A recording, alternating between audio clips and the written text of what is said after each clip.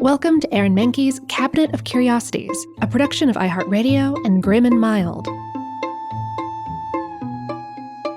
Our world is full of the unexplainable. And if history is an open book, all of these amazing tales are right there on display, just waiting for us to explore.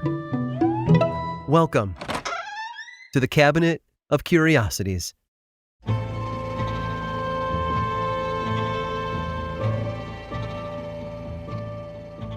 In Boston, Massachusetts, there's a museum dedicated to showcasing paintings that all have one thing in common. They're terrible.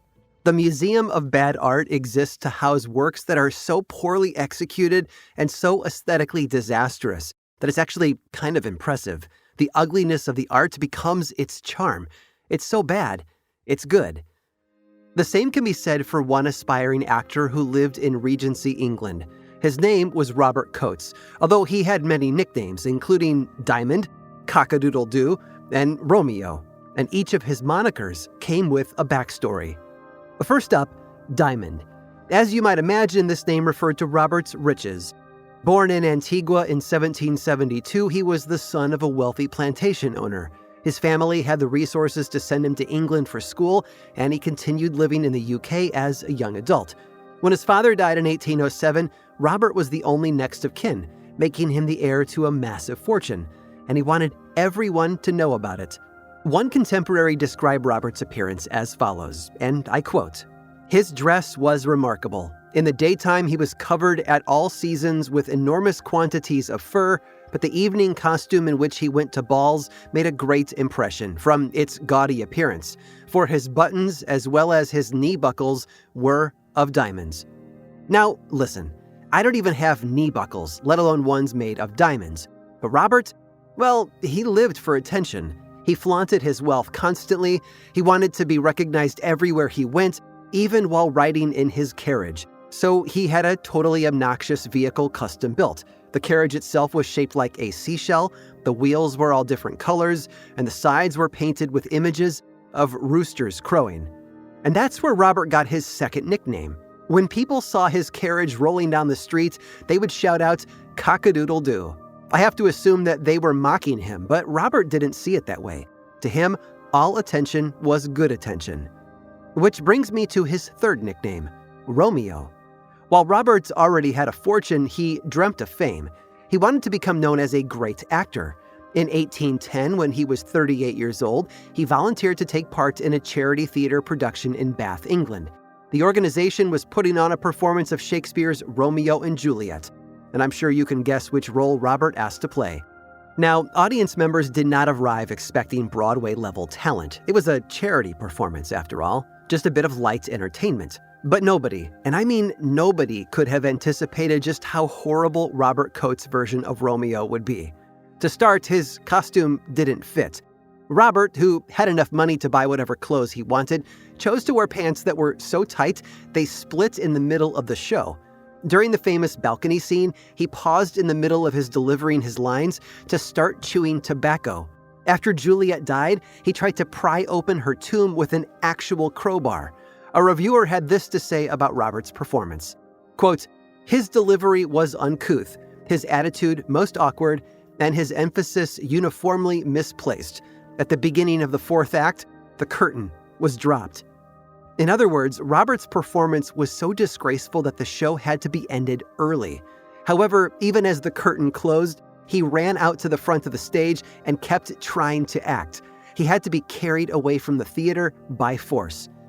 As for the audience, if you can believe it, they were kind of sad to see Romeo go. His performance might have been awful, but it was also entertaining. This production of Romeo and Juliet didn't ruin Robert's acting career. It actually kick-started it. Over the following years, he continued to appear on stage, each time delivering performances that were described by some as, quote, irrational and disgusting. But at the same time, Robert gained a cult following. He was ridiculous, melodramatic, and pompous. He lacked any kind of artfulness or refinement. He was so bad, he was good. In a way, Robert Romeo Coates got his wish. He became a famous actor. Even after he passed away in 1848, his name lived on, although it was used as an insult.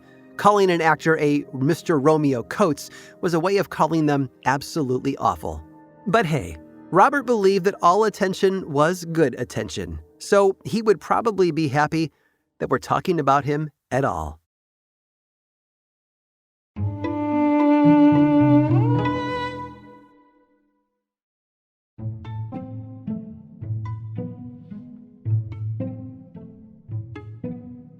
In 2002, a 92-year-old Brazilian man named Francisco Xavier Candido, better known as Chico, passed away. Chico was so beloved that his funeral became a national event. His wake lasted 2 full days. During that time, people waited in line that stretched over 2.5 miles to say their goodbyes. About 2,500 mourners passed by his coffin every hour. When his casket was finally taken to the cemetery, a police helicopter showered his grave with rose petals. The governor of Chico's home state announced that his burial would be followed by 3 official days of mourning. So, I'm sure you're asking now, what made people love Chico so much? Well, he was an author. He had written approximately 490 books during his lifetime. But that absolutely prolific output wasn't what made him special. You see, Chico was a self-identified psychic medium. He claimed that the vast majority of his books weren't actually written by him. They had been dictated to him by ghosts. This is a practice known as psychography, and it didn't originate with Chico. As early as the 1800s, spiritualists in the United States claimed that they could receive messages from the dead.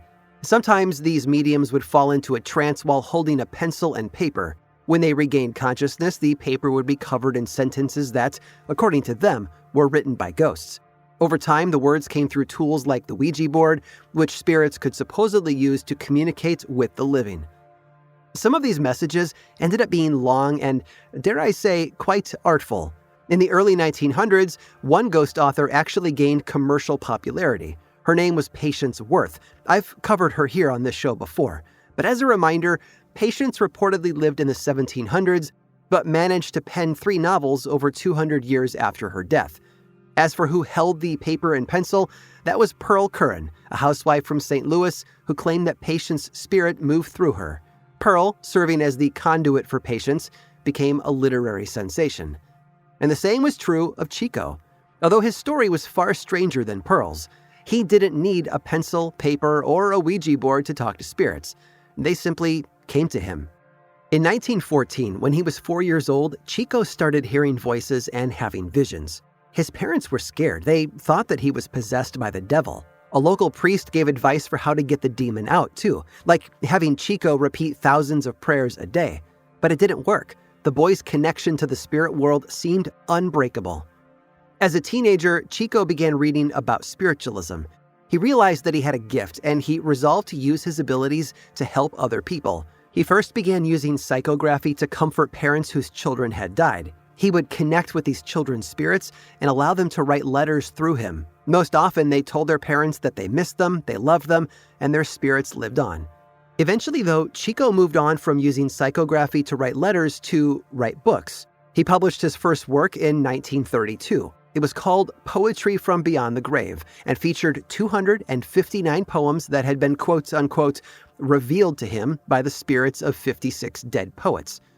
And the book was a commercial success, and Chico continued to write at a breakneck pace. Between 1932 and 2002, he wrote nearly 500 books, which sold over 25 million copies. Many contained overt religious messages, establishing him as one of Brazil's foremost spiritual leaders. At the same time, Chico made a point of engaging in humanitarian work and donating all of his profits to charity. He was nominated for the Nobel Peace Prize twice in 1981 and 1982. So, whether you believe in psychics or not, it's impossible to deny that Chico brought people comfort and hope. And that's why his funeral was such a massive event. Still, not everyone was convinced of his power. Plenty of people tried to prove that he was a fraud, but none were successful. At one point, a woman brought him to court over a book of poetry. Chico claimed the book had been dictated to him by the ghost of a famous Brazilian poet, Humberto de Campos. So, Humberto's widow sued Chico for a share of the profits. However, the judge ruled in Chico's favor, citing the fact that Humberto was dead and dead people have no property rights.